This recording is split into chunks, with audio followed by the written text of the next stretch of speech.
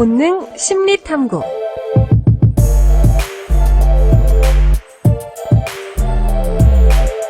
우리가 살면서 왜 이런 행동을 하는지 본능을 통해서 알아보는 시간입니다. 감정노동연구소 김태은 소장과 함께합니다. 소장님, 안녕하세요. 네, 안녕하세요. 네. 제가 이 시간을 아주 재밌게 듣고 있었거든요. 근데 제가 직접 이렇게 만나 뵙게 되니까 굉장히 영광이네요. 아유, 감사합니다. 오늘도 좋은 말씀 부탁드리겠습니다. 네, 오늘은 본능으로 해결하는 창조 능력을 주제로 말씀해 주신다는데 어떤 내용인가요? 우리가 창조력, 창조 능력, 새로운 걸 개발하는 그런 거 그러면은 자꾸만 새로운 아이디어 발상법, 여러 가지 기법들이 많은데, 네. 요거를 또 본능으로 해결하는 법도 있습니다. 따지고 보면은 인간이 그 본능으로 움직이는 존재이기 때문에 그거를 잘 조정을 하면은 창조 능력을 아주 높일 수가 있어요. 굉장히 신기하죠? 네. 예. 오늘 얘기는 무슨 얘기부터 해볼까 하면은 루즈벨트 대통령 네. 이야기부터 해볼까 합니다. 네, 미국의 대통령. 그렇습니다. 아주 철의 대통령으로 알려져 있는데 그분이 소아마비로, 네. 소아마비로 이제 그 휠체어로 이렇게 대통령직을 수행을 하셨죠. 네. 미국에서 유일무이하게 4선을 하신 대통령입니다. 하도 오래 집권을 해서 그 대통령 이후에 이제 2선 이상 못하도록 만들어가지고 할 정도로 아주 오랫동안 하고, 또 미국이 굉장히 어려울 때 그 경제정책을 잘 써가지고 미국의 경제도 살리고 소련과의 냉전 이런 문제로 해서 잘 해결하는 그런 훌륭한 대통령이긴 하지만 개인적으로는 그 소아마비로 네. 굉장히 불행했었죠. 서지 못하고. 네네. 그분은 특이하게도 한 30대에 소아마비가 걸렸어요. 네, 수영을 어렸을 하다가. 때 보통 소아마비가 걸리는 게 아니라 30대에 예, 그래서 그분이 걸린 게 소아마비가 아니다, 소아마비가 아니다, 그런 학설도 있고, 맞다, 소아마비다, 그런 학설도 있는데, 소아마비라는 게 더 지금 더 이렇게 우세한 학설로 받아들여지고 있어요. 네. 받아들여지고 있는데, 실제로 그 당시 그 50년대, 60년대 미국에서 그 많은 그 평범한 시민들의 큰 고민, 공포 중에 하나가 뭐였냐면 바로 소아마비였습니다. 겉으로 드러나기에는 소련과의 냉전, 막 그 핵전쟁, 무슨 소련이 무슨 인공위성을 쏘아 올렸네, 막 이런 냉전으로 인해서 미국 사회가 굉장히 소련을 무섭게 생각을 했지만, 네. 실제로 일반 시민들 사이에서는 소아마비를 더 무섭게 생각을 했습니다. 실제로 우리나라를 비롯해서 전 세계의 어린이들이 소아마비로 죽거나 또는 장애인이 되거나, 우리 어렸을 때 많이 봤잖아요, 그죠? 네. 멀쩡한 애기가 갑자기 고열로 시달리다가 막 이랬는데, 그래서 이제 미국에서 하도 많은 수만 명, 1년에 수만 명의 아이들이 장애인이 되고 막 이러니까 이 소아마비를 해결을 하려고 네. 소크 박사라는 분한테, 아주 유명한 소크 박사라는 분한테 소아마비 약을 좀 개발을 해라. 예방약을 개발해라라고 네. 해서 이제 어마어마한 돈을 이제 이 연구비를 지원을 해줍니다. 어마어마한 연구를 지원해 주는데, 이 소크 박사가 이제 미국에서도 유명한 학자들을 쫙 모아가지고 막 연구를 하는데 답이 안 나오는 거예요. 3년을 연구를 했는데 안 나와 답이요. 네. 그 미국 정부에서는 막 그냥 계속 전화해대고, 이렇게 많은 돈이 들어가고 지금 온 국민이 다 관심사고, 지금 대통령도 관심사고, 그런데 어떻게 된 거냐, 네. 마음은 쪼여오지, 돈은 소아마비 재단으로부터 어마어마한 돈을 썼지, 아이디어가 없는 거예요, 소아마비 이게. 네, 그래서 도저히 이 부담감을 이겨내지 못하고, 네. 이 소크 박사가 배낭 하나를 딱 메고 여행을 떠나나요? 여행을 떠나버립니다. 이탈리아로. 네. 네, 자기 그 연구원들 다 내비두고 혼자서 네. 배낭여행을 떠나, 배낭여행을. 바람을 좀 쏘이고 싶었을까요? 거길 벗어나고 싶었겠죠. 너무 그 중압감 너무 크니까, 국민들의 기대, 정부의 네. 기대, 그 소아마비의 이 문제를 자기가 다 짊어지고 가는 것 같아가지고. 그래서 배낭 하나 짊어지고 이제 이탈리아를 쫙 가는데, 이탈리아에서도 그 수도원을 들어가게 됩니다. 수도원을 여행을 하는데, 수도원이나 성당에 가보시면은 천장이 굉장히 높아요. 천장이. 예. 그 천장이 굉장히 높은 이 공간을 이렇게 와서 명상 비슷하게 왔다리 갔다리 하는데, 갑자기 네. 아이디어가 탁 떠오르는 거예요. 창조력이. 네네. 그때 실험을 이렇게 한 걸 이렇게 바꾸면 될 텐데, 요 약을 이렇게 할 텐데, 갑자기 딱 떠오른 거예요. 천장을 보면서요? 그 높은 천장에서 굉장히 어. 높은 천장에서 이제 그 뭐 실험을 하고 있는데 갑자기 네. 아이디어가 떠오른 거예요. 오, 네.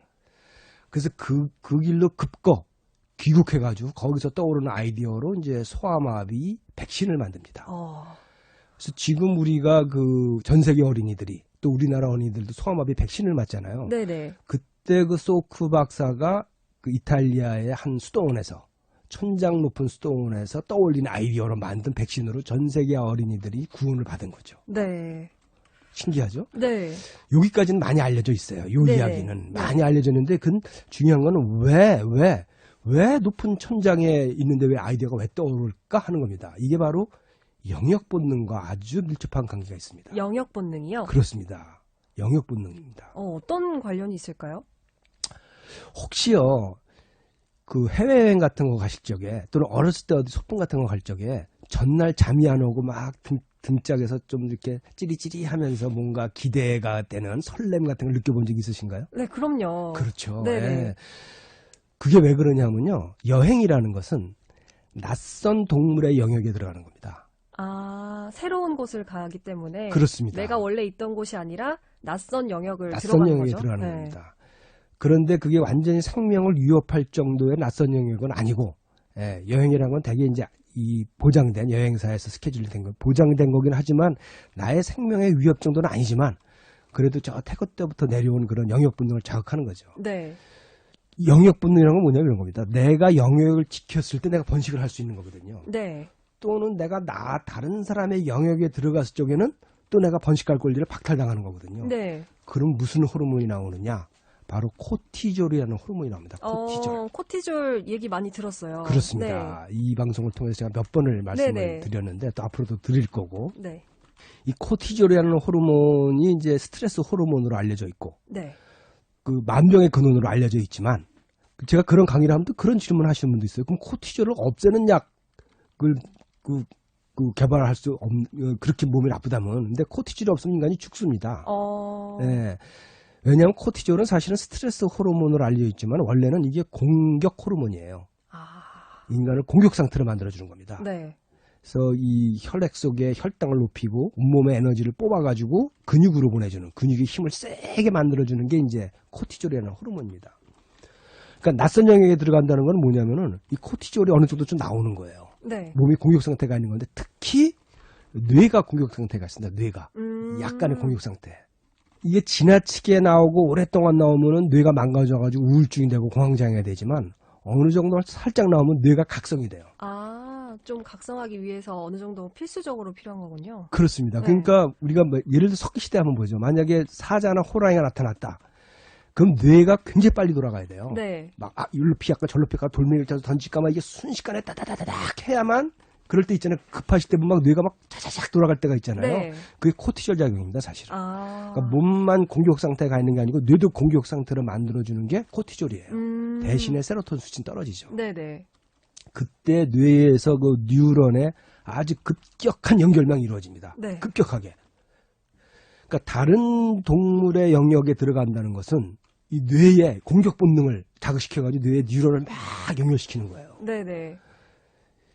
이 높은 천장, 이탈리아라는 데 가가지고 높은 천장이, 이 천장이 낮은 데와 높은 데 어떤 차이가 있냐면요.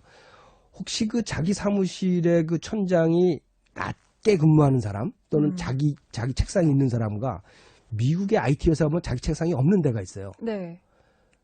그 왜 책상을 없앴을까요? 그게 창조력이 높아진다 그래요. 그게 왜 그러냐면 자기 책상이 없으면요. 영역 본능이 자극되는 거예요. 영역 본능이 막, 그래서 뇌가 막 돌아간다. 그래서 창조력이 막 나와요. 스트레스를 이제 조금 주면서. 그렇습니다. 근데 문제는 뭐냐? 그렇게 자기 책상이 없는 오픈된 공간에 1년, 2년 근무를 하면은 사람이 아파요. 집단적으로 아파요. 네. 문제가 심각해집니다. 아니, 제가 얼마 전에 본 기사에서 네. 우리나라에서도 이제 자기 책상을 없앤다 이런 회사들이 조금씩 생겨나고 있다는 기사를 그러니까 봤거든요. 사장님 입장에서는 좋을 수 있죠. 네. 이게 막 내가 긴장을 해가지고 막 창조력은 나오지만 사람들이 이제 계속 오랫동안 노출이 되면 이제 아파지는 거죠, 몸이. 네. 몸이 아파지고. 그렇겠네요. 그런 부작용. 그래서 자기 공간과 오픈된 공간이 이제 혼재되어 있는 사무실이 좋습니다.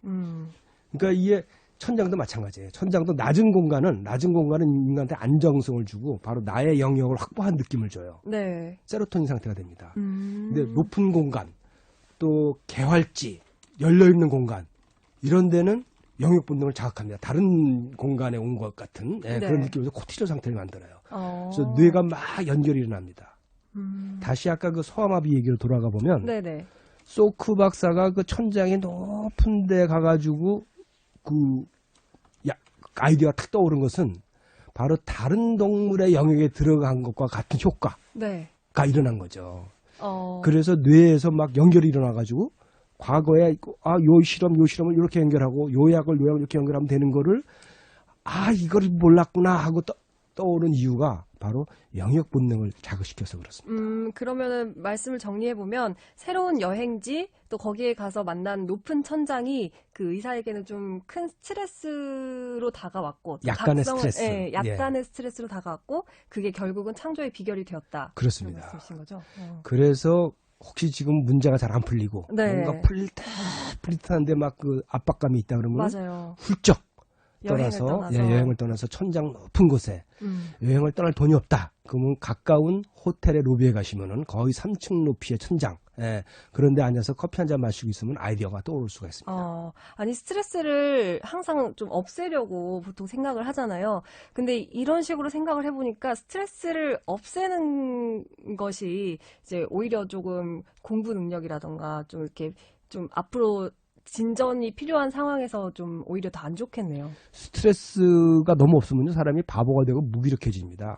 실제로 코티졸 수치가 너무 낮은 사람들은요 굉장히 무기력해져요. 의욕이 없어요. 누가 와서 때리면은 네. 날 죽여라 이러면 그런 분들 있잖아요. 네네. 세상에 대한 의욕도 없고 그런 분들은 대부분 코티졸 수치가 너무 낮은 분들. 그래서 어느 정도 코티졸 수치를 좀 높이려면 그런 낯선 곳에 또 천장 높은 곳에 좀 개방된 곳에 여행을 할 필요가 있습니다. 네. 오늘 본능으로 보는 창조 능력에 대해서 소장님과 이야기를 나눠봤는데요.